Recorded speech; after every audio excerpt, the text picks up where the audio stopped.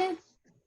We're going to give it a few more minutes right until, well, right on 5, but we're going to give everybody a few more minutes to log on before I introduce everybody. How is everybody feeling? I see we've got Marissa, Lida, Giggs is on, Anna, Rosemary, Mariling. So good to see you. Luli, Janice, Sylvia. We got a lot of people. Frenchy Fresh. This is awesome. We got more people logging on. Anna. Good to see you, ladies. I was thinking, oh my God. So I set this at this time because Nicole has not seen 9 p.m. in probably the last 15 years. So she has no idea. Truth. She has no idea what 9 p.m. even sounds like. It's almost like talking on different time zones. So I said, what time are you available? And she said, well, anytime after 4:30, the earlier the better. And then I said, well, 5 sounds good. So I wanted to make it according to her schedule to be convenient for her. And then someone said to me, you made this at 5 o'clock when everybody's getting out of work? Like, what were you thinking? But I wanted to make it available for Nicole. So what can I tell you? She goes to sleep early. I do want to say in my defense that if anybody wants to talk at 5 a.m., I am at my best. So now I'm like this. Yes. At 5 a.m., I am like this. Yes. And I can attest to that. After having been friends with her for the last more than 20 years, we have some of our best conversations pre 6:30 a.m. So anyway, okay, I'm going to say hello to everyone and then we'll start admitting people in, but just so we can get started to honor your time so that we're here exactly for an hour. It is great to see you all. This is my dear friend, Neat with Nick, and I am super excited to share this session with you. As you guys know, we are doing our core challenge. Not everyone that's going to be on this call is going to be from core because we've made the special decision to open it up to the public and let you all join in so that as many of you can get value from it as possible. Just because this is such a hot topic, I thought it would be nice to invite everybody, but it's specifically relevant to our members because this week we are all working with organization. And if you follow my core formula, I preach that the 4 essential skills that we need in any area of our life to be able to accomplish our goals and to reach success are communication, organization, resilience, and emotional intelligence. And as I've developed that formula, I think it's important to bring in experts that know more even than I do. So I am all big picture. I'm very mindset oriented. I'm very, I know how to teach this stuff, but sometimes we need to get experts to teach us the practicality of some of these things. And organization is one of those things that, because I'm such a creative and I'm a unicorn and my brain is like always with so many ideas, my brain often my life reflects what my brain does, which is just that it's messy. We're messy by nature. And I think many of us in this call are probably feeling that way. So I thought it would be wonderful to share with you my organization guru, the person that has taught me how to think like an organized person and how to behave like an organized person, which is saying a lot because this is a skill that I've really had to learn. This is not something that has come easily to me. So I will share with you a little story. 5 years ago, when my father passed away, Nicole has been my friend for 20-something years. We've always been very, very close. And 5 years ago, she was there for me when my dad died. I mean, she was front and center. She was here to help. She was ready to do anything that I needed from her. And one day, it was like a Saturday, she calls me and she's like, how are you? Like, is there anything you need? And I was in shambles, like in just a hot mess, crying. I just wasn't in a good place. And she's like, what do you need? Like, do you need me to bring you food? And I'm like, no, this has nothing to do with my father. It's just that my kid's playroom is such a freaking disaster. And I was so devastated. I was like falling apart. And she said, I'm coming over. And she called it a fire drill because it's exactly what it was. She came over and she saw the fire drill that was my home at that moment. And really, it was like I had lost control of my kids' playroom, and I had lost control of. So then everything started spiraling from there, and my whole life felt disorganized. She spent an entire day working with me and getting my playroom organized. And at the end of the day, the way that I felt was almost like I I it was like a grieving process. Like I was able to heal and feel better about myself because I organized my kids' playroom. Obviously, I was upset about my dad. It wasn't the kids' playroom, but sometimes our out exterior manifests how we feel in the inside. And that's something that she helped me with. And I will always be very, very grateful to her for that. And I have begged her to get on social media and to share her knowledge with people because she's so talented, and she finally did. So I'm happy to have her here today. Yay. So I'm going to turn this over to her. I am going to make her the host, and she's going to give you a presentation on organization. And we know that you guys have a bunch of questions. We have them written down. She's already has them pre-hand, so she's going to answer those questions first.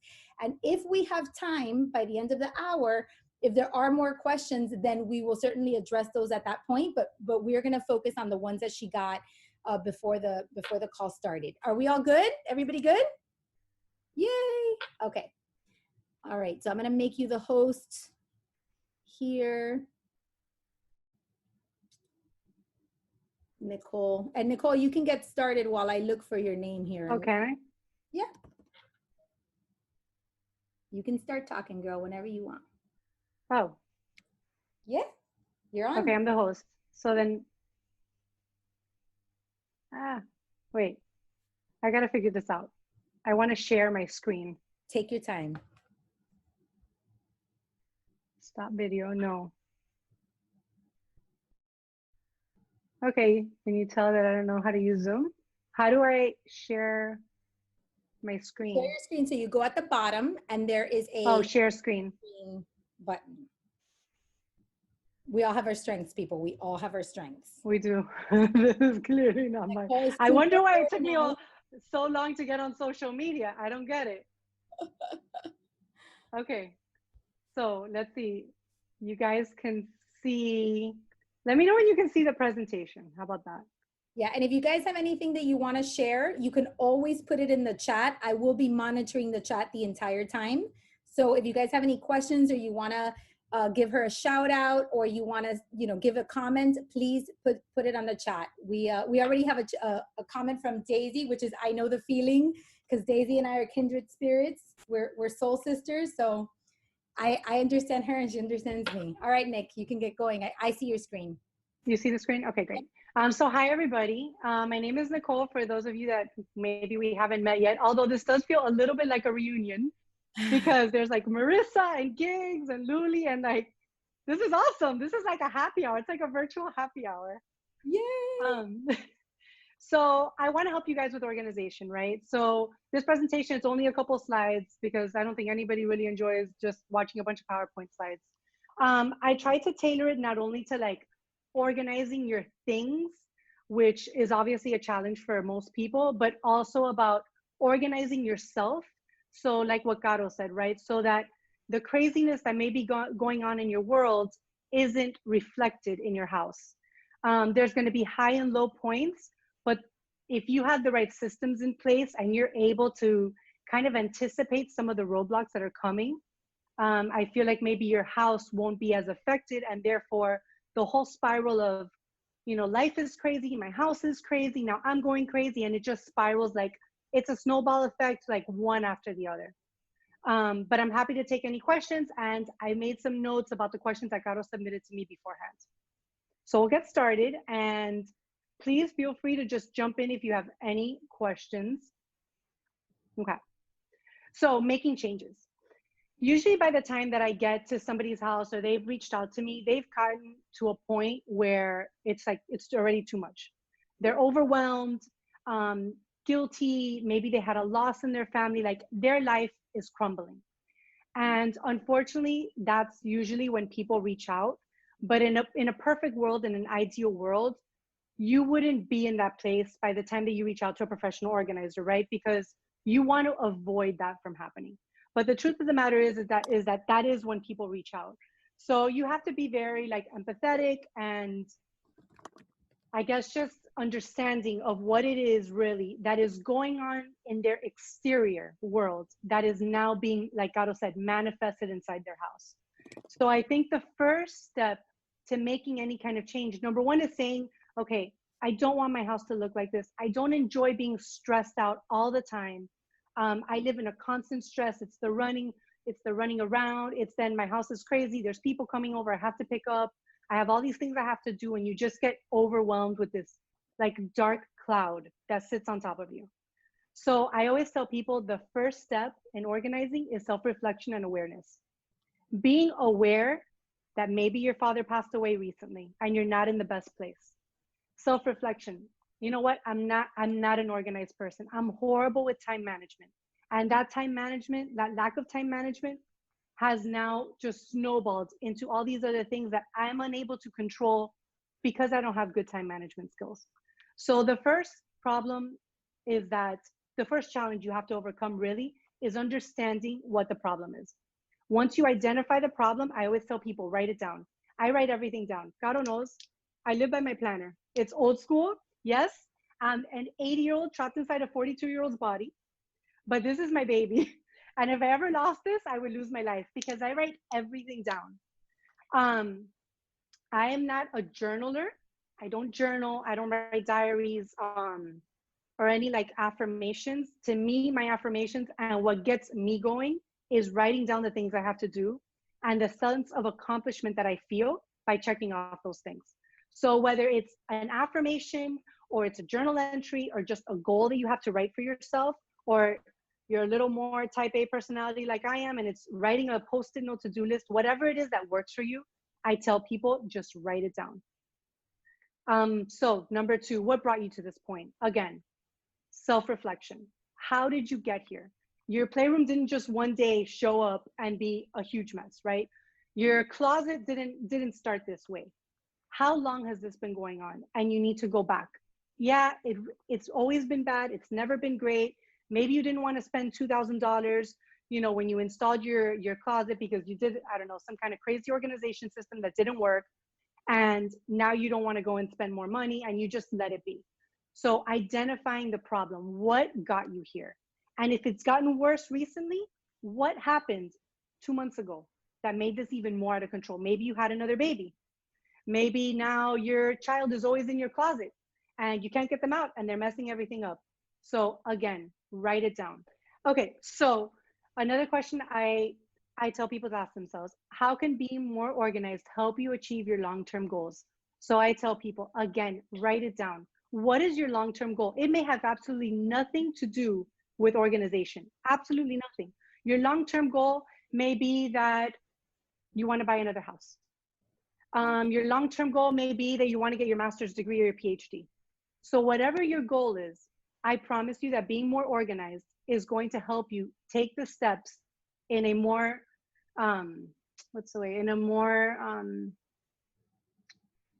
manageable way in order to be able to achieve them.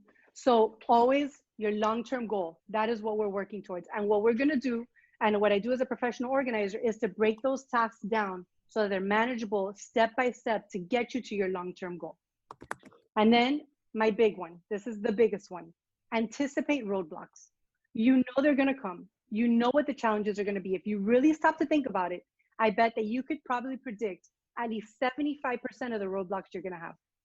And anticipating that, and again, writing them down is going to help you, because when the time comes, you will be able to go to your journal or wherever it is that you wrote this down and say, I knew this was going to happen. I knew this day was going to come. And this is what I need to do in order to overcome it. So it's just a matter of, it's just like you organize your things, it's a matter of organizing your thoughts. Next. Oh, I can't see on my screen. Okay, Nicole, you can admit there's new people coming in as well. I know how to do it. Just come on. You're pro. So easy. Done. Okay. So time for a fresh start. All right, time management. We talked about time management. So how important it is to have time management. I love to actually like do posts on this. I don't do them enough because I realize I think people want more like, how do I organize my Tupperware or whatever? But I am so big into time management, probably bigger than I am into organization. Time management to me is life, because if you do not figure out a way to have good time management skills, what happens? It's the snowball effect. In the morning, you're getting ready for work. You're trying to get the kids out the door, for example. If you are rushing out the door, are you going to have time for your kids to put away the clothes that they decided to take out and not put back in the drawer? No. If you need 30 minutes, give yourself an hour. Yes, waking up in the morning may not be for everybody, but if you're able to manage your time better, what you will notice is that the snowball effect that will happen throughout the day, and you tossing things in the sink and you have to run out. And now what happens? You come home and your kitchen's a mess. Who wants to come home to see their kitchen a mess from breakfast? Nobody does. So if you're able to just maybe give it a few more minutes, throw your things in the dishwasher. It's not even a matter of, oh, well, all I'm doing is really saving myself maybe 10 minutes. It's not worth it to me. But it's bigger than just saving yourself the 10 minutes. Now, when you come home and you look at your kitchen, you will have a completely different feeling walking into your kitchen. It's not that feeling of, oh, this kitchen is a mess. This house is such a mess. I have so much to do. I don't want to deal with this. Again, it's a snowball effect. Just taking care of those kitchens, the kitchen in the morning. Now, when you get home in the afternoon, it'll be like, oh, this kitchen is clean. One less thing that I have to do. And now you have time to focus on something else. Oh, Nicole, Okay. can I stop you there? Because I do have a question for you. So when you're talking about time management, and you're saying if in the morning when we have the kids, and this is like, I think, a sensitive spot for a lot of us, when you're in the morning and you're in a rush and you're trying to get out of the house, things do tend to become a mess. And that happens in my house all the time. I've got 3 boys. So how is it that you can tackle that kitchen if you are in that rush that you're describing so accurately? Like, how do you tackle that? So it's not necessarily that I don't want to spend the extra 10 minutes, but that maybe I run out of time. You don't have it, right? Scattered, or so then how do I prevent that from happening? Yeah. So there's days that is impossible, and it's going to happen because things just pop up, or you woke up late, or the kids didn't want to get out of bed. And there's days that happens, and that's just life, right? There's no foolproof way of ever preventing that. But I will tell you that prepping the night before, for me, has helped a lot. And I've given this idea to other people. A lot of people, for example, when kids were going to school, right? They would do lunches in the morning. Save yourself a few minutes, do it. Yourself. Huh? Everybody has to mute themselves. Nicole, you might want to mute everybody so that we don't hear any noises. Okay, let me do that. So you were saying that you prep the night before. Yes. Sorry, hold on. I'm trying to mute everybody. Okay, I think I got it. Yes, I'm big into prepping, number one, the night before. When that is like huge. Anything that you can do the night before, absolutely have it done the night before. Even if it takes you a few more minutes, like, it is so worth it in the morning, especially if you're one of these people that it takes you a while to get going in the morning, or it takes your kids or your husband or your family to get going in the morning. Anything you can do at night is going to save you time, energy, and just that feeling of, again, not starting your day off on the right foot. And the other thing is with time management is, until you get really good at it, and practice makes perfect, and you're going to fail 100 times, and that's okay, because that's how you learn. But if you think something's going to take you 5, you estimate for 10. And you just tackle one thing at a time, right? Like tonight, you can't just say, okay, I'm going to prep absolutely everything, for tonight, so that tomorrow I don't have to do anything. I say start off slow. If you eat lunches in the morning, just tonight, you know what, do the lunches tonight instead of in the morning, little by little. And I feel like also, as you realize, oh, hey, this is helpful, this is really good, it'll motivate you to continue to do it, and you'll be able to tackle on more things. If you just go and try to do 30 things tonight, number one, you're going to be exhausted. Number two, you're going to be overwhelmed tonight, and that's not the point. So hopefully that answered your question. Okay, next. Another question that we have from the audience is, how long do you spend prepping the night before for the next day, approximately? I mean, I think every family is different, right? Like, And by the way, Nicole, I when you say prep, what do you mean by prep? Like, how do I prep to be more organized in the kitchen in the morning? okay. So, well, again, when kids were going to camp, maybe your kids are going to camp. I don't know. Camp, going to school. Definitely, the lunches for the entire family would be done the night before. If they're not in uniforms, which obviously I think every kid at this point is out, just make sure that the uniforms are clean. So we don't have to like do a 10-minute wash in the morning. Maybe even if they're laid out.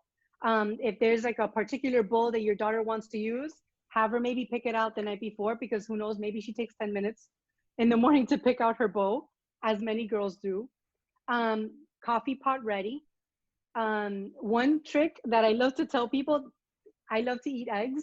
And believe it or not, I'm crazy enough that I bought an egg organizer. I bought two of them, We know. right? Because one egg organizer is never enough. So if you're big into eating eggs and having hard boiled eggs, on Sunday, I hard boil my eggs for the whole week. And I have one hard boiled and I have one raw. So if there's any food prep that you can do on Sunday, like some people that like to eat salads, you can do them in the mason jars. So you can literally just grab it out of the refrigerator. Everybody's morning routine is different. Like you could have the coffee like ready to go, not obviously made, but ready to go for the next morning. Um, and every single night without fail, I have my baby, and I look at my baby and I talk to her and I see what it is that I have to do the next day. Okay. And if there's anything that I have to accomplish in the morning, right? Because I know what I'm gonna have to do the next day, but especially in the morning. Okay. So when you talk about your baby, I have some therapists that I would love to I recommend know. Shh. I don't have a problem. in the future. You only need therapy when you have a problem. A quick note on the Franklin Covey, because I do think that this needs to be brought up. You see, I want you all to know that Nicole and I have been friends forever. Nicole has always been much more organized than me, but do not be fooled. Shocker. Who introduced you to the Franklin Covey, Nicole? This is her claim to fame. Have your 5 minutes of fame, boo. Do you? Who introduced you to the Franklin Covey, Nicole? Yes, I don't remember, it man. was It was a long me. time ago. It was me in college when I got into the Franklin Covey time management system, and I took her to the Franklin Covey store and introduced her to the planner. And that has bonded us ever since. We've always shared the love of Franklin Covey. So this time management thing that she's talking to you about, I know she's very, very, very organized, but don't forget who led her to the water. Just You saying. are taking you're taking away my spotlight and I don't appreciate it. All right, keep going. Okay. Every item has a home. So as an organizer, I find a home for everything. Everything has a home. And I promise that your floor is not one of them. Major pet peeve of mine is things on the floor. It's a disease. Like it's really bad. So everything in your house has a home. Everything. Everything. So if you have questions about where the home is, right? Every house is different, right? Right? Like some people have their batteries in the kitchen. Some people have it in the linen closet. Some people have it in the garage. Bad idea unless it's air conditioned. Some people have it in their bedrooms. Whatever. But it has to have a home. Every item has a home, and it's not on your kitchen counter either. Okay, this is the big one. Commit to one system. There are so many organization systems out there. Like a lot of people that I talk to are just by the time I walk into their house, you can tell that they've been to Home Goods 50 times and Target another 50 and the Container Store. And when I get there, they're like, and I bought this. I'm like, no. So there's a lot of systems out there. And yes, as a professional organizer, like I can figure out based on your habits, on your lifestyle, what system it is that would probably work for you. But listen, if you don't have a professional organizer in your house and you don't want to hire me, which that's on you, then I just say commit to a system. Pick one system. If you are going to get Tupperware, commit to whatever, the Rubbermaid ones, anything that stacks. If you go to Home Goods, don't go buying other Tupperware at Home Goods just because it's on sale and it's super cute. Get a system that you know is versatile, that will work for you, and commit to that system. You will drown in opportunity. There's so many bins out there. There's so many cute like things for organization. And when you bring them home and you try to incorporate it, it ends up looking like more of a mess than it started. So I just tell people, find one system that you like and go with it. And you know what? It may not be the right system, but then it's trial and error. You go and maybe you'll commit to another system in a few more years. But again, as a professional organizer, hopefully my job, not hopefully, but my job is to make sure that you don't have to go through the trial and error. But like I said, you get one system and you commit to it. What? So when you say system, you mean like a brand of a bin? It could be a brand, it could be bins. See, because like you may go to Home Goods today, right? And you're like, oh, look at these really cute, I don't know, blue fabric cubes that I found. They're so cute. They're perfect. You get home and you're like, they don't really work, or they're too big, or they're too small, or they taper, or they fit some of the stuff, but now you have all this other space that you need. And guess what? Home Goods doesn't have any more of those. So now you go back to Home Goods and you buy a completely different bin system. And before you know it, you have like a hodgepodge of things inside of your closet or inside of your bookshelf or whatever that just looks messy. Okay. And also just honestly so that you don't drown, because if you go to the Container Store, there's like 30,000 things that you can pick from, right? There's like 30 different bins and they look like they all do the same thing. So my thing is just pick one system and even one look, just to have uniformity and color, so it actually looks nicer, and stick to that system. Okay, so Nicole, is there a system that you recommend? Like, is there a blog that you have where you give people tips on systems that they can use? Is there, like, how would I know if I go to the Container Store? How do I know? You said some things like some may taper or some may be too wide, or like if I have no idea how to do this, how do I get to when I get there? How do I know which one to pick? And then if I pick one, then I have to stick to it. Then how do I know I'm going to like that particular system? Right. So that is probably the biggest challenge. I don't like to recommend systems because for organization to work, it has to be tailored and customized to you. If I put Marissa's system in your house, Caro, it's not going to work, because Marissa lives a completely different life than you live. So I can't say, oh, I think that the M Design bins are the best ones. Everybody go out and buy those, because they work for Marissa, Caro, but I promise that they're not going to work for you, because either it's not really like in line with the habits that you have every day in your lifestyle. Number two, it may not fit literally in the space that you have. Maybe you need something stackable and those are not. But for Marissa, she hates things that are stackable, right? Or you don't like, because then you have to unstack things to get it. Some people like drawers.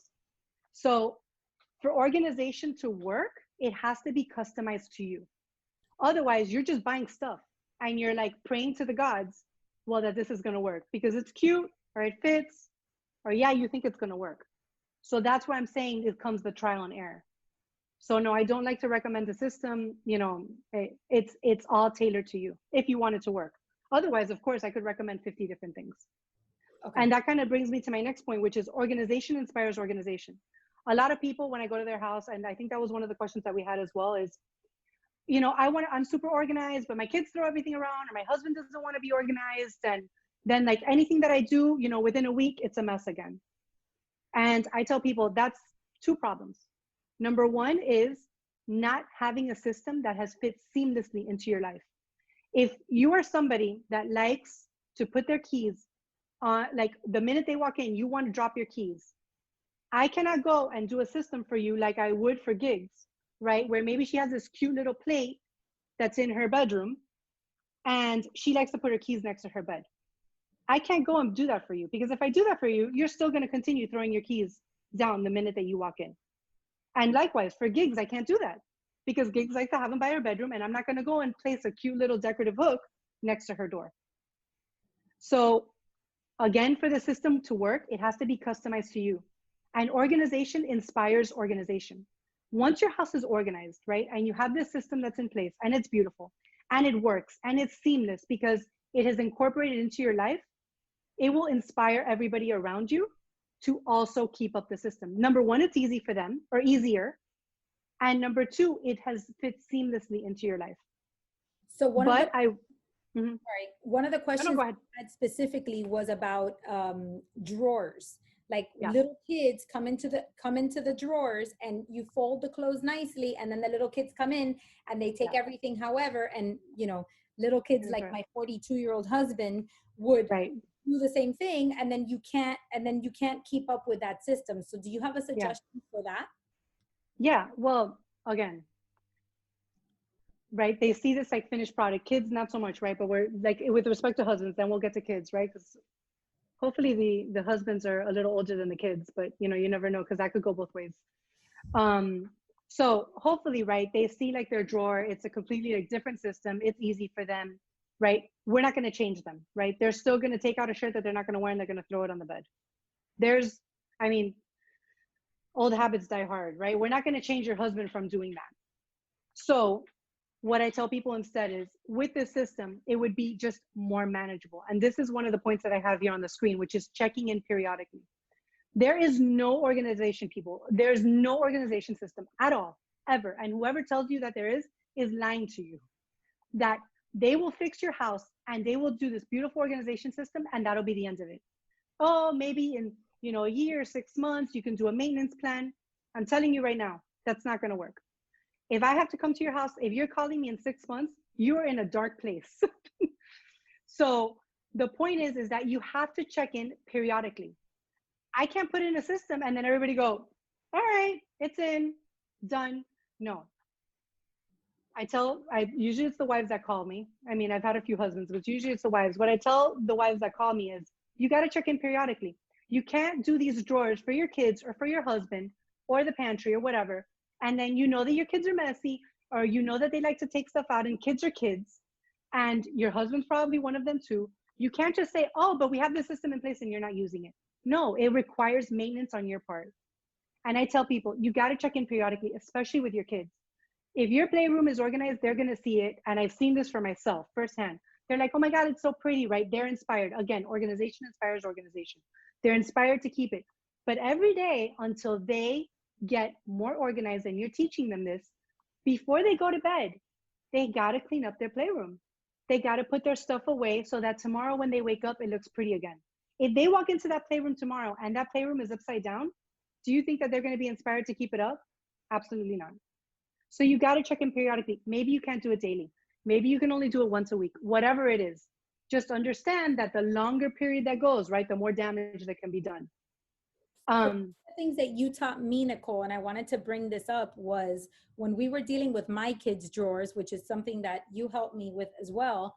You taught me that because my kids were younger at the time, and the goal was to get them to, fold the clothes or put the shirts where they go, you taught me to become more lenient about my system. So it wasn't like Yeah. the shirts don't all have to be folded a la Marie No, they're not going to be. Right. into the drawer, but it's more of like, well, at least if they made it into the drawer, Yes. we're going to celebrate that success. And I think that's Yes. something that maybe the girls need to hear and the men on this chat need to hear, because we often get frustrated and give up when we don't have perfection. And what we need to realize is it's an evolving process. So if right now the goal is just to get your child to put the t-shirt inside the drawer, then even if the child is not folding it to your standards, or if the drawer doesn't look organized, it's still better than throwing it on the floor or tossing it on the bed. Yeah. So look, my 9-year-old, he's organized, right? I guess in the grand scheme of things, he is very organized, except when he goes to Caro's house, and then that's just playtime. yeah, exactly. But look, I fold his shirts like that envelope style that you've seen like Marie Kondo or whatever do. And he can't do that. I mean, he doesn't do a good job at it. But he makes an attempt. It doesn't look great, and he puts it in himself. Sometimes I do go in and I may change a couple of shirts just because they're driving me crazy and I have a problem. But that's on me. That's my problem. But yes, it's not about perfection, right? And as your kids get older, you can teach them how to fold a certain way to maintain their drawers. Maybe you have to go in after them because the drawers are like popping out, even though they put it away, right? But we celebrate the things that they are able to do. Correct. They're not throwing it on the floor anymore. Now they're just putting it in their drawer. Let's celebrate that. And I Another always tell thing that people, I listened to that I heard you say, Nicole, and I want to emphasize it, is when you gave the example about gigs and the keys and then me and the keys. I think what you're saying, and I want everybody to pay attention to this, is that being more organized is also respecting and discovering what your habits are and what your routines are. So if you are the kind of person that likes to come and drop your clothes on the floor, then maybe you want to put a hamper in your bedroom area in a place where instead of dropping it on the floor, you drop it into the hamper area. Or so you're making organization more of a to fit your personality and your lifestyle instead of trying to fit into somebody else's personality. Because I think one of the issues that we have with organization is that we want so desperately for our homes to look like everybody else's that we set ourselves up for failure instead of realizing that, you know, we have to understand our personalities, how we work, and then once we kind of pay attention and we're mindful, then we can create areas, spots, tools, storage solutions, things that will help capture us as we, so that we can continue to maintain a more organized life. Is that, did I hear that Yeah. correct? Yeah, absolutely. Okay. That's why, I mean, the thing, like for the example of home goods, right? You go to home goods and you buy what's pretty and what you think will work, but that may not necessarily be what you need. And the whole point is for you to find something that is pretty, but it's also something that you need that will fit into your lifestyle. Yeah, absolutely. So that's the checking in periodically, which is so important. And I know that nannies sometimes or housekeepers come in and then they put like the wrong sock in the wrong drawer, and some of them are not teachable. And I've spoken to nannies and I've tried to give them tips and and talk to them, and I've worked with them too as well, and I teach them about like different types of folding so that they can do that in your drawers. Sometimes it's been very successful, sometimes it's been more of a challenge. I do it all the time. I'm with my clients. I even do it periodically with the nannies, because every now and then they'll call me and be like, can you please talk to my nanny again, my housekeeper? And I do that, and I'm happy to do it for my clients. I do it all the time. But this goes back to, again, checking in periodically. If you know that that's your nanny and that's the way she is, and you're not willing to let her go, which I don't think that you should over folding, but you also have to take the good and the bad. You know that this is something that maybe she can improve on a little bit, maybe it could be improved a lot. But if you know that there's limits to her, like there's limits to all of us with certain things, then it's up to you to check in periodically. There's no system that you can put in that's going to do the work for you. And then another big one, oh, do it now, which is basically like, don't procrastinate. If you throw your clothes on the floor, instead of throwing it on the floor, just throw it in the hamper. Do it now. Don't do it later, again, to avoid that whole snowball effect. Overcommitting is setting yourself up for failure. So this goes back also to my example about like prepping in the morning. Tonight, don't go and try to do 30 things to get ready for tomorrow, because you're overcommitting to yourself. You're going to get overwhelmed. You're setting yourself up for failure. And you're just going to say, you know what, forget about it. I can't handle this. And you're going to be right back where you started. It's all about doing things in gradual increments, little by little, tasks that you can manage. Even if it's the simplest task, the smallest accomplishment will then inspire you till tomorrow. Like, well, that was really easy. Tomorrow I think I can do this as well. Another example, don't go into your master closet or your garage and say, you know what, this weekend I'm going to organize my entire master closet. And I promise you that if you can, you definitely don't need me. And number two, when you take everything out of that master closet and you realize how much you have and the stuff that you didn't even know you had, if you think you're overwhelmed now, wait till you see all that on the floor or in your living room as you're trying to organize it. So again, like, you don't want to overcommit yourself to doing like these big things that are just going to get you in a worse place than where you are. The point is to break it down step by step into small challenges that you know that you can handle on your own.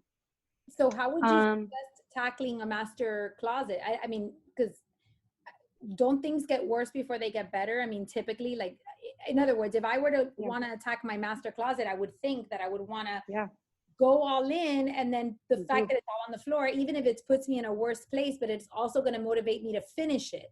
Yes. Right? I'm afraid that if we do 2 minutes, so how would you suggest that we do it? So I would suggest you don't start with your master closet. What do we start? You start with something small. Tackle your Tupperware drawer. Tupperware drawers are like the vein of everybody's existence, and it'll stress you out enough. Small things. I'm not saying you can't get to the master closet. You absolutely can. But I don't think you should start with a garage and a master closet that may take you over a weekend to do if you do it correctly. So one reminds me, there was a question for you about how to organize that kitchen junk drawer that we all have. Oh yeah. That nobody knows how to manage. And for Yes. me, it's my kitchen counter. You know that little area? Yes, I'm aware of the cat. Yes, I know. The one that I clean every time I go just for fun. That one. Yeah. Mhm. So That, that I can be in your house just a little bit longer without taking medicine. Yes, that that's one. it. So how do we get that So the junk? junk drawer. So that's a good So start then, I would guess. that's a good place to start. That's a good place to start. And I will say this one. So just like the junk drawer, when you start taking everything out of whatever it is that you're going to do, the Tupperware drawer, the junk drawer, the pantry, the closet, or whatever, you are going to find things that do not belong there, that belong somewhere else. And this is, I'm sorry, I'm going to go back to it, but overcommitting again. You're going to take things out of there that you're going to say, this belongs really in my linen closet. Oh my God, but my linen closet. My linen closet is such a mess. I can't fit one more thing in there. Oh my God. And you put something in your linen closet. Oh my God, now I have to take this out. But now this really goes in my garage. And now again, it's the snowball effect and you end up getting nowhere. So back to the junk drawer. The junk drawer. Take the junk drawer and dump it out. Literally everything comes out of the junk drawer. Absolutely everything. And start sorting it, right? Batteries, pencils, go with your office supplies. Obviously, you don't need to have 30 pencils and pens inside of your junk drawer in your kitchen. You can have 5, and the other ones belong in your office. Batteries, I have my super awesome battery organizer that I love, that I promote all the time, and it's so cute, and you can buy it on Amazon. It's not expensive. It's so fabulous. But if you don't want to commit to a battery organizer because you're not committed to organization, then I can't help you. What else? What else is in junk drawers? Keys. So for example, look, in my junk drawer, I have about like 5 pens and pencils. They're inside of a cup. I have a box that's dedicated just to like keys. All the keys have labels on them and I know what all of them are. So if you have keys that you don't know what they are, you put them inside a Ziploc bag and you keep them there for a while. I mean, a while, like maybe like a year, maybe more. And I would keep them there and write the date that you did this. And a year from now, if you have not found a use for those keys, if you need them, I'll tell you what, you can change the locks because chances are that you're not going to need them. And I promise you, you're not going to remember in a year anyway. It's going to be like 3 years before you look at that bag again anyway. So it doesn't really matter. And what I love for junk drawers are, you can either buy, they actually sell expandable junk drawer organizers. They have them on Amazon. They're not that expensive. And there's some of them that are super fabulous because they're 2 tiers. So they're just great because like the top tier slides in and out and you can get to stuff on the bottom. Hey, Nicole, some people got disconnected. Can you just readmit? Yeah. Thank you.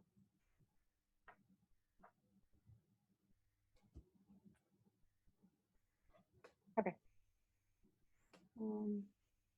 Okay. So junk drawer organizer. That's what why did I do that? Hold on. Okay. That's what I love for junk drawer organizers. Dump it out and then get yourself a junk drawer organizer. If you don't want to spend money on a junk drawer organizer, I don't know how much they are. They might be like $20 or something.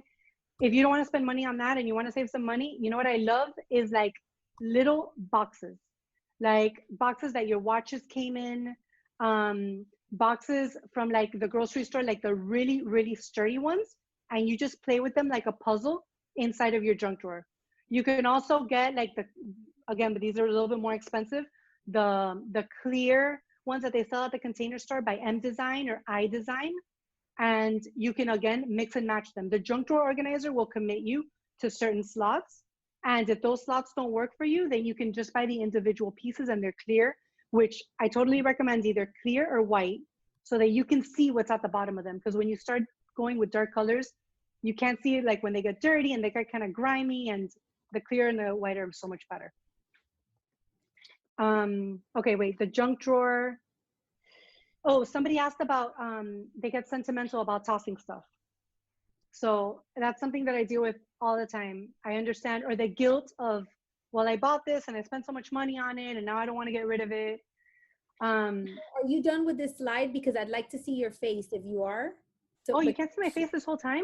We can, but it's very small. So if you're done with your slides, and I'd love for you to stop sharing your screen so that they can see you and you can answer their questions. Okay. I don't know if you're done with your slides or not. But I just have one more, which is write 3 main tasks for the day. And this kind of goes back to what we were talking about before, which is just writing down your goals or 3 tasks that you want to accomplish tomorrow. And if you can't, it's okay, but you wrote them down and it was something that you're working towards. And I always tell people, like, So for example, if there's something that I know has to be done tomorrow, 100% that's first on my list. If there's something that I really want to be done tomorrow, but I know that I don't have to actually get it done until Friday, I write it on my list for tomorrow, but I also write it on my list for Friday. And I write myself, or I'll highlight it in a certain color and say, like, I know that this has to be done by tomorrow. And it helps me because I'm able to see, why did it do that? Eh, I don't know why this happens to me with my email. I'm writing on the chat for all you people that are watching. I'm putting as many notes as I can to have for you guys to take with you. All right, I'm gonna stop sharing because I can't figure that out. Hi. So to write, huh? Good to see you. Oh, I thought you guys could see this all the time. I guess as a small person, right? As a small person. So anyway, so I like to write like what I know has to be done for tomorrow, 100%. And then if there's something that I want to do, but it doesn't have to be done until Friday, like I'll also write it down on Friday for Friday. And it also, and I'll highlight in a certain like color so I know it has to be done. Like tomorrow, that thing that I have to do will be written in pink. And then it'll be written on pink for Friday.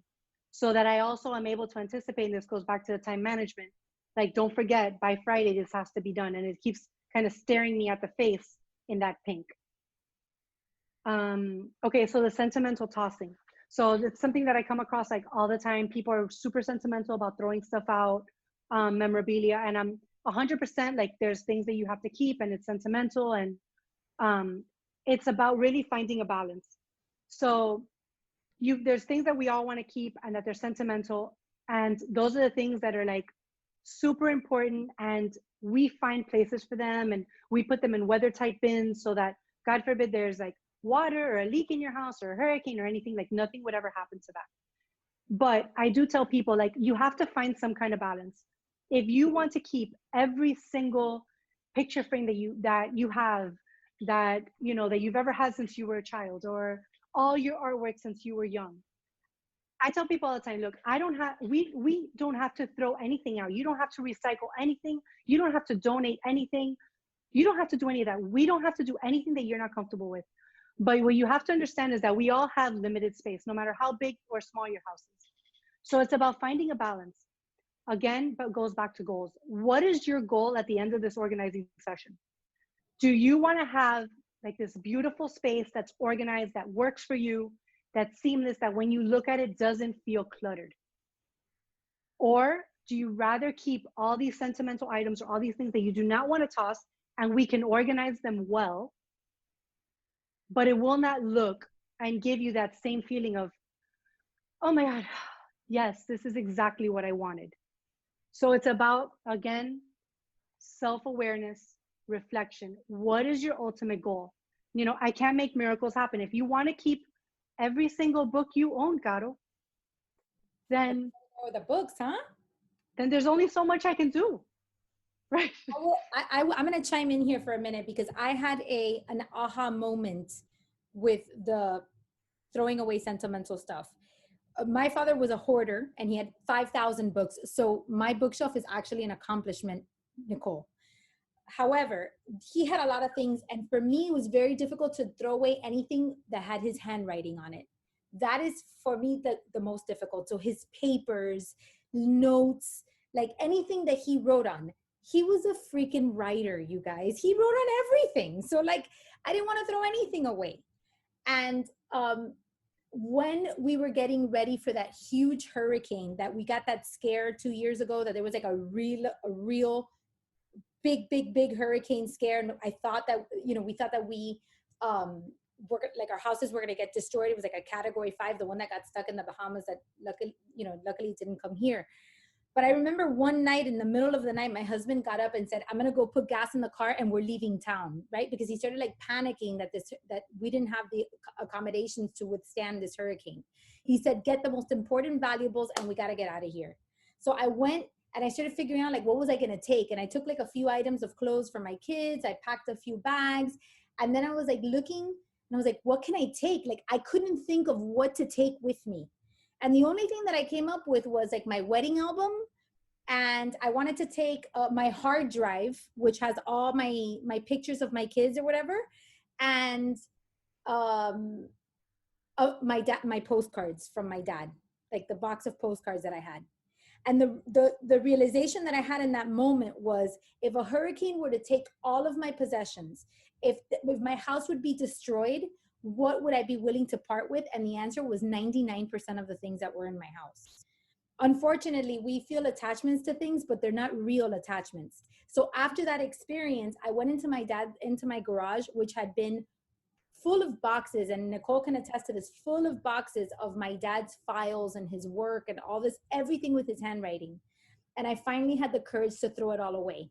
And I realized I was never going to go back and look at it. I understood that I had to part with that. And I understood that my father did not live in those boxes. And I just had to deal with it. But what led me to that was thinking that I was going to lose everything in a hurricane, and realizing that at the end of the day, it wouldn't matter.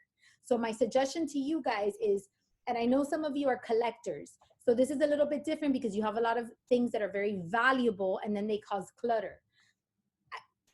That, like Nicole said, these are very personal decisions. But one thing that I'd love for you to think about is, if my house were to burn down today in a fire, or my house were to be destroyed by a hurricane, what are the things that I could not live without? And if the things that are causing clutter or disruption to your life are not in that category, then maybe you need to rethink those things. Go ahead, Nicole. Yeah. To that point, it's all about like, what is your long-term goal, right? That's a personal decision, and I can't tell you what to throw out and what not to. You know, we can find a place for everything. It's just, if after we're done organizing it, or you're done organizing and it still looks cluttered and it doesn't look the way that you expected it to look, then are you going to be happy with that? Is that going to help you in this journey that you have to being more organized and feeling better at home, feeling better in the office, feeling better in your space? And right, organization is just, it's a step in the journey. It's not what, you know, it's, none of us are trying to just attain organization. There's a bigger picture out there that we're trying, a bigger journey, a bigger place that we're trying to get to. And organization is just going to help us get there. But if you don't have that feeling of peace and of like, just like your house should be like a place of peace and of just relaxation. And if that doesn't come to you after you spent, you know, all this time organizing, or all this money on organization systems or whatever, then have you really accomplished what you needed to accomplish in your journey to get to whatever your ultimate goal is? And that's a question only you can answer. So one of the other questions that we had was, and I think there's two questions that are similar, so I want you to combine them, is what is the best type of filing system for receipts, insurance policies, and other documents and rental properties? And I think you can combine that with the answer to, if you are if you're, you know, you're a chronic clutterer, how do you keep your desk free of papers? I feel like that those two questions can be answered simultaneously. Yeah. So I'm also super pet peeve, things on the floor and things on my desk and tabletops. If you come to my kitchen, there's like nothing on my countertops. And every day when I start work, there is nothing on my counter. Like there's nothing on my desk. Obviously like my pen or my notebook, but that is about it. Like I am somebody, and I find this helpful for a lot of people. Like when they come into their kitchen, again, you don't want to see a bunch of like messy dishes or stuff like all over your countertops. And just like, you know, you're about to sit down and start your workday, the last thing you want to see is a messy desk. Like that's not the way to start your day. And it's going, not only that, but it's going to set you back, because now you kind of have to like clean up your space. You're starting your day by cleaning up an area and moving stuff around just so you can get started. And that's not going to put you in the headspace that you need to be in to start your day. So as far as filing systems go, it really, again, I can give you a few ideas of things that I have. Is it going to work for you? I make absolutely no promises, because again, what worked for Marissa may not work for Gigs, may not work for French. Like everybody's different, and everybody needs different filing systems, just like the keys. You know, different people, some people have rental properties, some people have a lot of paper clutter, some people like only have a minimal amount, but you know, it's like things that they access every day. Everybody's so different. Some people like files, some people hate them. So I can't recommend something to you and promise that it's going to work, but I will tell you some of the things I like to do. So one of them was about things that are like within a year, they're going to be like within a year, these things are not going to be valid anymore. Like maybe insurance policies. your insurance policy, as a matter of fact, I had to access mine. I was able to get it online. So my insurance policy, I get it online. I download it whenever it's available, and I put it in a folder for my rental property. And it is inside my folder. And I have my folder for my rental property with the name of the rental property. And then I have every year. And every year has the insurance policies. I scan whatever receipts it is that are in accordance like with that year for that rental property. And I feel like keeping digital folders, as long, which, you know, we could talk about this for hours, but if you're able to keep a more organized system using folders within your computer is a lot easier, number one, to access, because a lot of times you need to email those documents. So instead of going and scanning them or making copies or whatever, they're on your computer and you can just go ahead and send them in an email or a text message right away. Receipts. So the only receipts that you should be keeping are things that you can still return. And those can be kept in something as simple as one of those like mini accordion like receipt folders, or even a Ziploc bag. And the reason why I tell people keep it small is because just like anything else, it can get out of hand quick. And what happens is that when you force yourself to stay within this little accordion, when it gets out of control, you are forced to deal with those.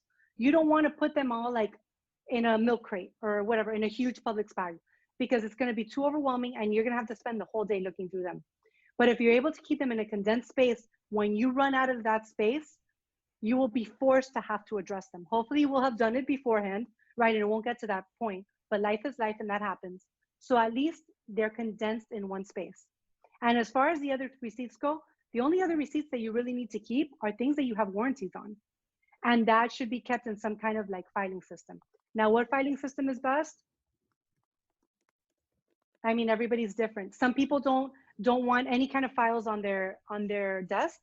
So you can do like the hanging file folders, and there's some that are very pretty. And you can do, there's maybe 3 or 4 of them you can have.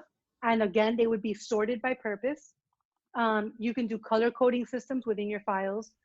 Some people like mobile filing cabinets work really well because they need to move around their house, or, you know, they need to move from one side of their office to the other and they need to access files. So that works really well. Nicole, Yeah. where do you put your planner, your books, your magazine, and your magazines and your mail? Okay, so my mail, when I get my mail, I literally go through it like at that moment. If I can't, right? Like literally the moment that I pick it up. But let's say I can't because I'm busy. I put that on my kitchen counter. And I'll tell you why I put it only on my kitchen counter. Because my pet peeve is to have things on my counters. Or I put it on my desk, rarely, if I know I have to address it. But I'll put it somewhere that it annoys me on purpose, because then it will not pile up.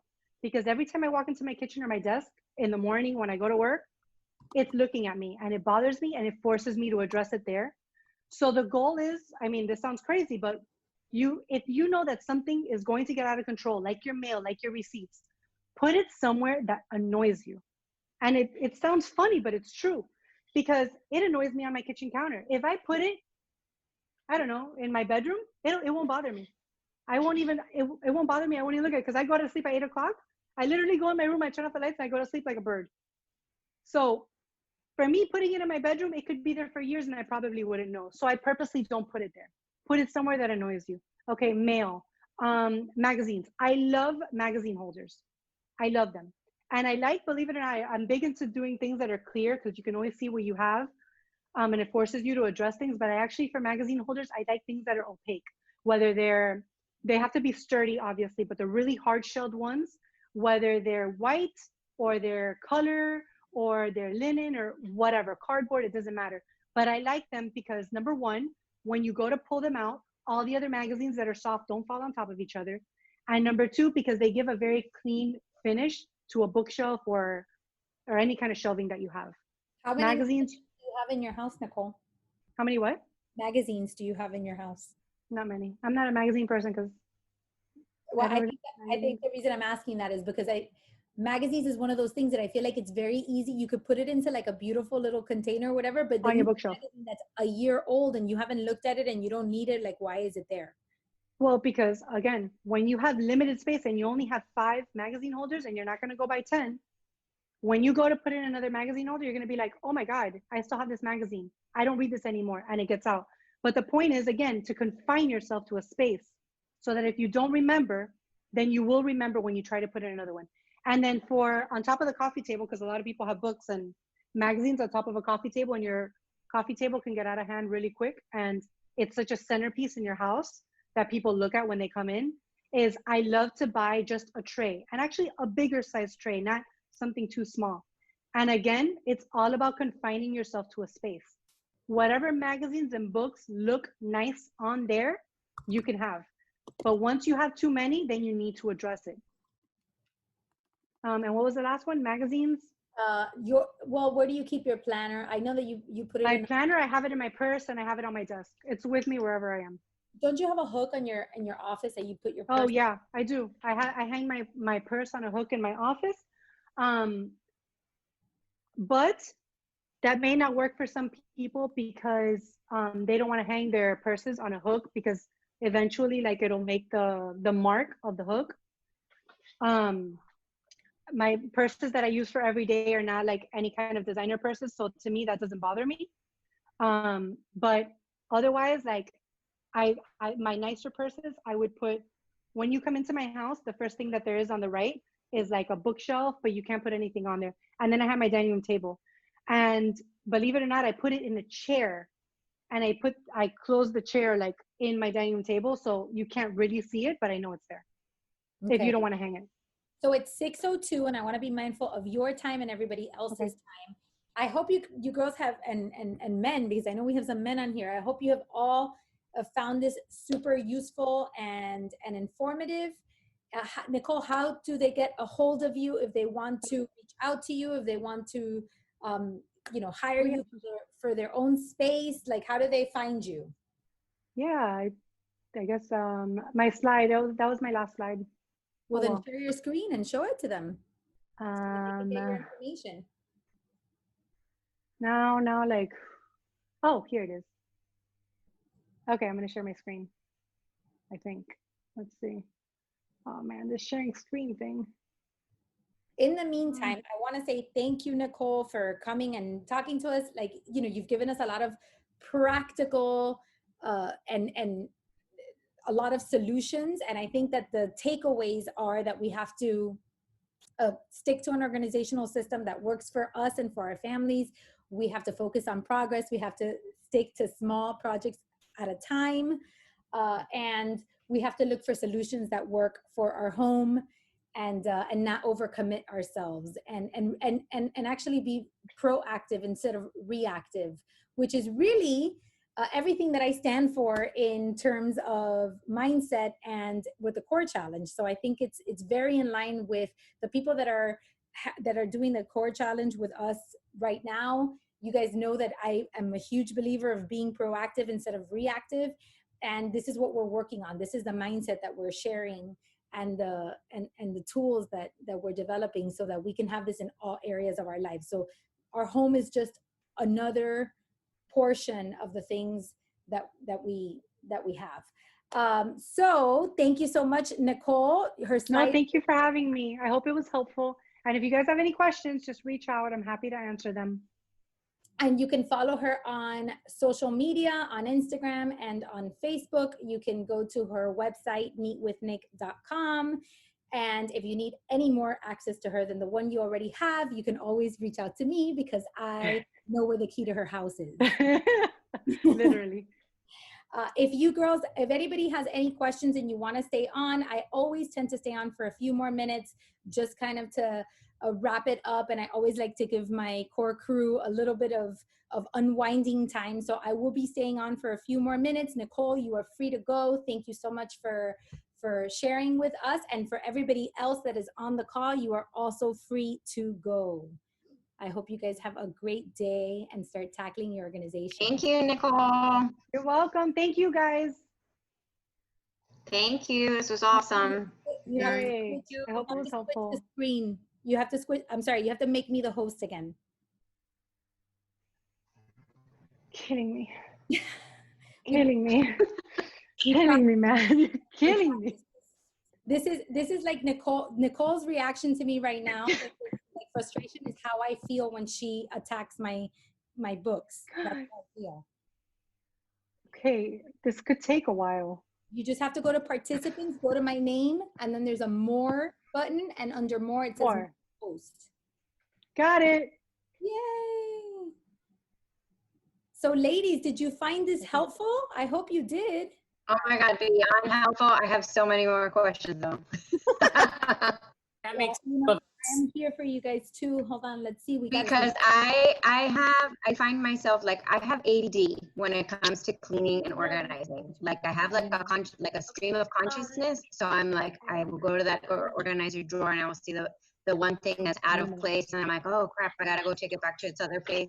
And then I go to that other place and I see something else, and then I take that and then I move it around, and like the buena primera, I find out that like I have started a bunch of mini projects. My house is a hot mess and nothing's gotten done, you know? And then I'm overwhelmed because I'm like, oh crap, what did I just do? I just made it worse instead of making it better when I was like trying to tackle and be, let's say, proactive, like you said. And I was like, I just botched it up. Like, what do I do now? And then I like throw out my hands and I'm like, I'm leaving. Like, and I'll leave, I'll go somewhere else. I'll deal with it later.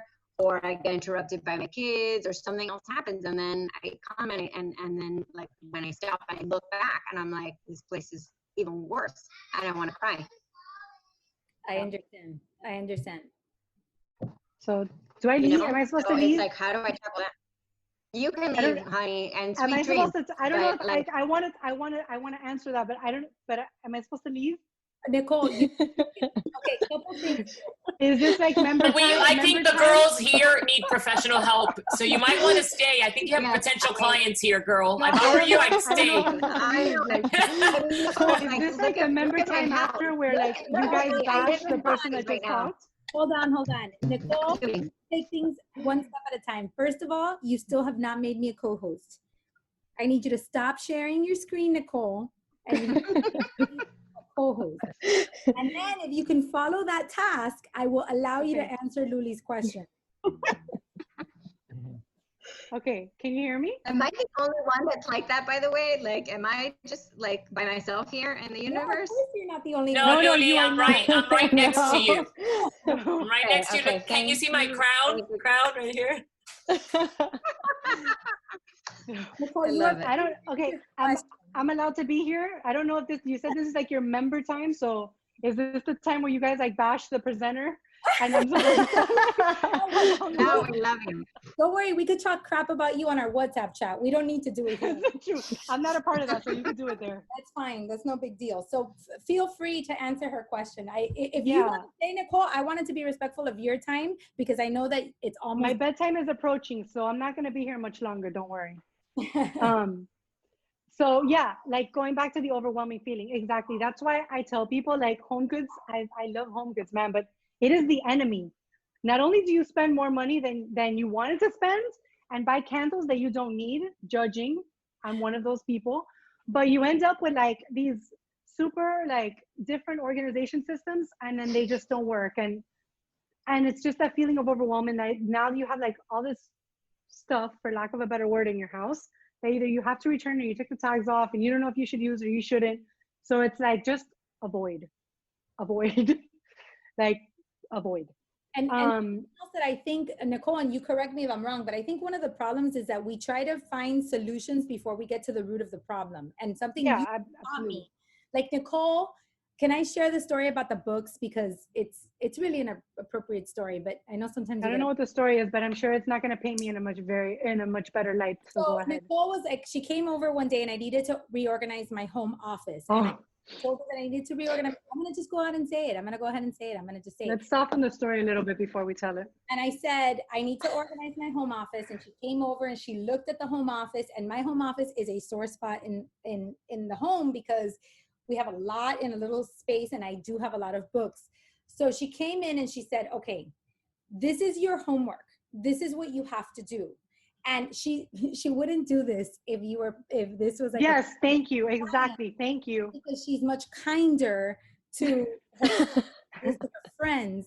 But in my case, it actually was really helpful because one of the things that she said was, I need you to eliminate at least X amount of books, or I need you to limit. She's like, until you get to that point, then I cannot help you because there's no more space in this area. Like there's nothing we can do. So she was like, when you do that, then you can come back and I will come back and I will fix the space. So the reason I'm sharing that story is because that has forced me to attack a lot of the issues before having to like buy the solutions now. And she's made me do this, and we've gone through it together. Like we've gone through, okay, how much of what we have do we need? Like what's in the laundry room? How many toys do we have? How many Legos exactly do we have? How many Pokemon cards? How many books? How many pencils? I have an extremely incredible amount of pencils. And so we have all these things. And the fact that we were able to like go around the house and grabbing everything and sorting them and putting them, even if it's just in a Ziploc bag, before we ever get to home goods, before we ever get to a storage solution, I found has been one of the magic, one of the secret sauces that Nicole has, because she sees what your needs are and then she finds solutions instead of like trying to fit your entire life into a little box that isn't a good solution. Can I ask Nicole a question? Hi, Can Mark. Hi. Hi, Mark.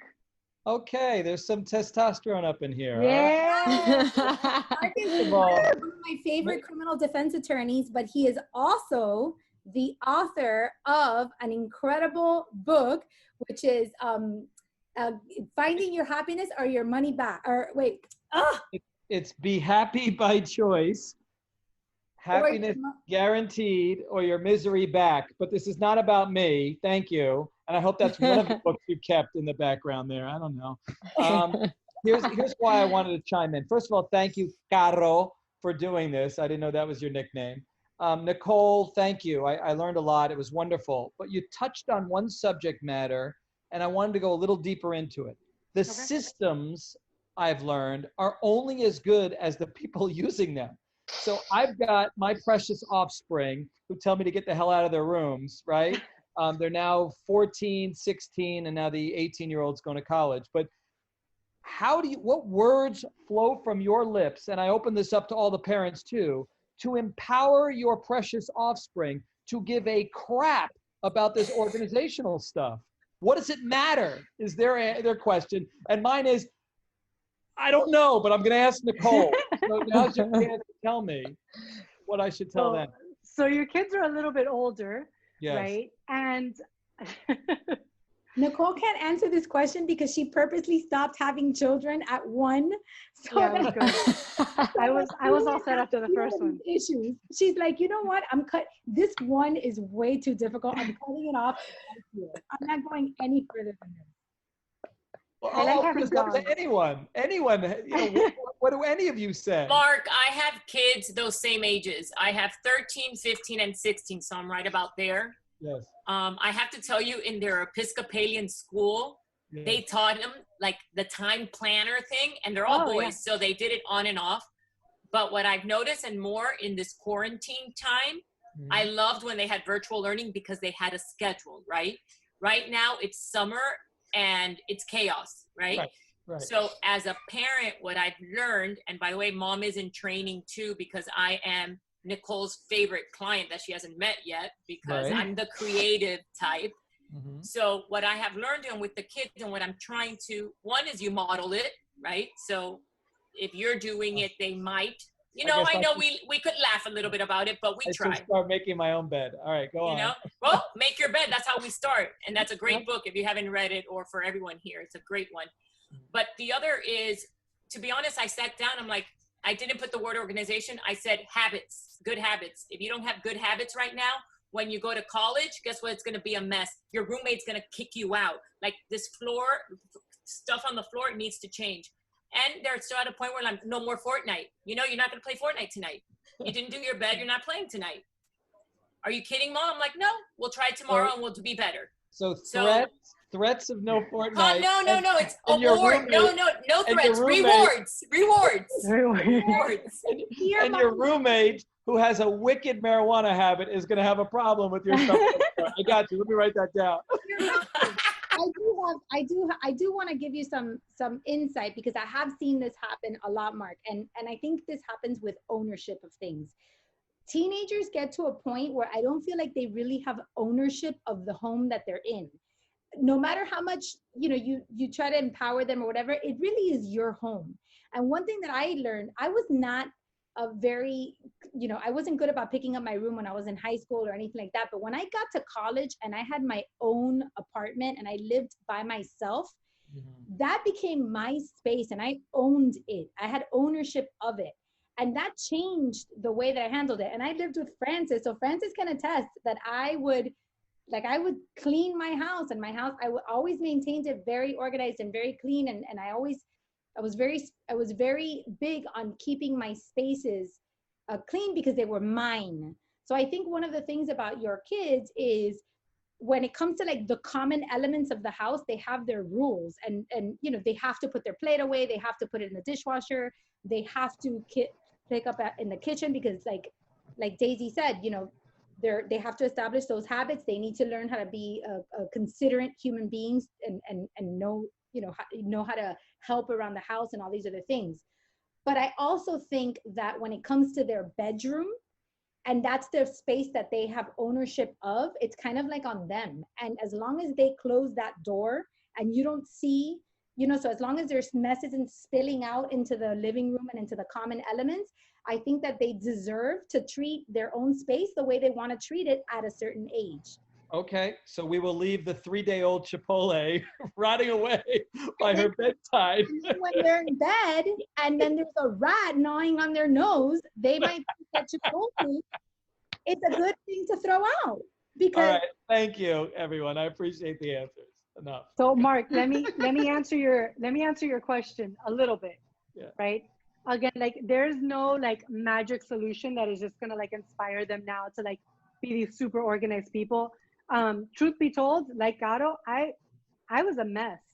Like my mom says it, like I was a mess when I lived at home. I mean, I don't even know who that person is anymore. But just like Gato, like when I went to college, I saw the light and I had my own space. And all of a sudden I went from being messy to like OCD about everything. Luckily, my mom is a very organized person. So I think I always like understood it. I just didn't do it. But it also, but we're living today, right? And they're there now and they're not in college yet. And, we only hope that maybe that will happen when they go to college. But in the meantime, two things. One is accountability, right? Whether it's a reward system or threatening with homicide, whatever it is that in your house, the way that you handle it. But I like to use the word accountability. Checking in periodically is also like something that's on you, quite frankly, because they're not going to do it. They're not going to take on that responsibility. And also putting in, again, organization systems that fit into their lifestyle, right? Because we are not going to change who you are. We're not going to change who they are. And if you try to implement storage solutions, organization systems that don't fit into their lifestyle, it's not going to work because it's going to be an inconvenience to them. It's an inconvenience enough that they now have to be accountable and they have to pick up after themselves and they have to keep things more organized. But now to ask them to go the extra mile and walk their keys all the way to the bedroom when they leave it at the front door, now you're just setting yourself up for failure. I got you. Thank you. And by the way, my favorite organizational quotation is, clutter is nothing more than postponed decisions. Do it now. That was one of my slides. Do it now. Oh, yeah. That is one of my favorite quotes as well. You're just procrastinating decisions when you have a mess. Thank you, both. That was awesome. And make sure you guys buy Mark's book. It's a great book. And I love What's the name again? Be Happy or Your Misery. Well, if you just go to behappybychoice.com, behappybychoice.com, all words. He has a great happy. Okay, well, this is perfect because I'm in like self-help submerged therapy. So this one sounds like very right short, right very thin, should fit into your organizational system. It's very easy. Awesome. Let me see the book before you buy it. Within my space. All right, nice seeing you all. Thank you so much. I got to run. Take care. Bye, Mark. Thank you. Nicole's like, Luli, I just told you you're not allowed to buy anything, and now you're gonna buy Mark's book. Stop buying things. I have to see the book before you buy it. It has to fit into my magazine holder. I don't even have a magazine holder. I do not own any magazines, but I have accumulated quite a bit of books in the last month, I have to say, and I've been reading all of them. Some are One, borrowed, so I one can give them back. one good thing to do, Luli, is check them out of the library. Or when you're done with them, after you've read them, unless you are absolutely passionate about them, just donate them to the library. I actually just donated. Yeah. I mean, I'm literally like I borrowed I think 3 of them so far. So like, I mean, when I'm telling you, like, I am in the self-help submerge, I am like de cabeza, like deep end of the pool, crazy. I have read like 3 books in the last month. And so I'm kind of going through them. One of them was actually, look, Marie Kondo, because Ah, I need all the help I can get.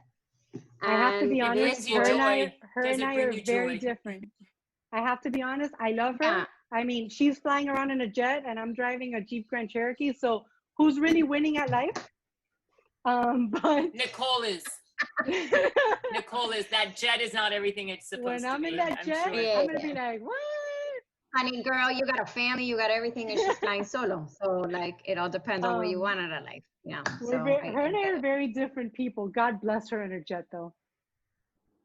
Yeah, you know, I love, but believe it or not, this was a big reason why I recently broke up with my person, and it was me. I'm the mess. I'm the clutter bug. I'm the disorganization, and he simply just couldn't live with it, and it was too much for him to bear. So like that whole thing that you talked about, like, I'm the type of person that will just dump everything in the front door because I am exhausted and I just want to rip off my heels. I want to rip everything off and whatever. And he's the one that has like a pretty little plate in his room and he has everything organized and he's OCD. I grew up like being the 4th child, you know, where I had no space of my own, and everybody else got their designation, and Luli, encuéntrate like la esquina donde puedes meter lo tuyo, and good luck, right? So that's how I grew up, and he was, you know, a firstborn child. Everything was kind of catered to him, built to him, and so it's like all these crazy personalities. How do you try to mesh these two very like opposing forces? When, like, have you ever had, you know, a clientele that comes to you when somebody is like a mad hoarder or somebody's very messy and the other person is really like mad clean, and like how do you get them to kind of mesh together? Yeah. So that happens all the time. You know, when I go to people's house, yeah, it happens all the time. Like usually the wife, like I said, usually it's the wives that reach out to me and they're like, I'm super organized and my husband's a mess. I mean, sometimes it's reversed, but usually it's that way. Like the husbands are just like, my husband's driving me crazy. He says that I'm a mess and I am, and I want to get better. But usually it's the other way around. And what I've noticed is that obviously that's now we're diving into something else, right? This is like a marital thing where they're disconnected on certain level, right? And that's outside that's outside of what I can do, right? But what I try to do is to try to talk to both of them, like, okay, what is it that drives you crazy? I can't go in there and I can't fix everything. But if like your one pet peeve is that when your wife comes home or your girlfriend comes home, she throws everything on the floor, I am going to make it a point to find a way to make you, inspire you, should I say, to maybe find something that is right by your door that will help you, or maybe a few feet from your door that will help you say like, you know what, I don't have to throw it out. I don't have to do it at the door. I can just walk 5 steps and just dump it out there. Like I'll just go to the room and do the same thing, accomplish the same thing. And just something that he's like, I just don't want it in the front door. Like, I get that she wants to just, take everything off. She wants to just throw it at the front door. But then I walk by the front door 30 times before I go to bed and I have to look at it. So my thing with you is, Luli, look, we can't fix everything, but let's try to find at least a solution for that. Do you think it would work for you if we did A? No, Nicole, maybe, I don't know. Okay, look, we can do A, we can do B, we can do C. Here are 3 different options that I think would work for you. What do you think? Oh, I think option C, I think I could handle that. Okay, well, let's assume, okay, so I leave and you do option C. And you're like, in 2 weeks, you're like, you know what, Nicole, it's not working. you already know of 2 other possible alternatives that I've discussed with you, which of course you could always reach out to me and be like, what were the other things that you told me I could do? But in your head, you already know, you know what? Option C didn't work as well as I thought it was, but she did mention A and B. Let me try that, maybe that. Oh, you know what? I thought C was gonna work, but it ends up that A works out better for me. And maybe now, like that dump of clothes that you do will be in your bedroom. And when you go into your bedroom, it's going to literally be in your doorway. You're going to get it and you're going to throw it in the hamper, even if you didn't do it at that minute. Or maybe now your husband doesn't have to walk by it 30 times, but only once when he goes to bed. So it's about minimizing and finding solutions that work for you, you know, but I can't tell you, oh, Luli, you have to stop doing that. From now on, you need to come in and you need to put all your clothes in the hamper and then you need to go fold it, or you need to go put it in the laundry when it's out. I can't tell you to do that because that's not who you are, you know? So it's about having those conversations, you know, with the spouses, like, or with your boyfriend or whoever's living in the house, with your kids or whatever, like, tell me what are the big things that we need to tackle. And believe it or not, a lot of times by tackling those big problems, they kind of like cascade and sometimes resolve the smaller ones. All right, ladies, we're getting to 6:30. So now it's time to, I gotta cut it off. Thank you. I appreciate the extra time. Thank you for, Thank you guys. you've been wonderful. Thank you, Nicole.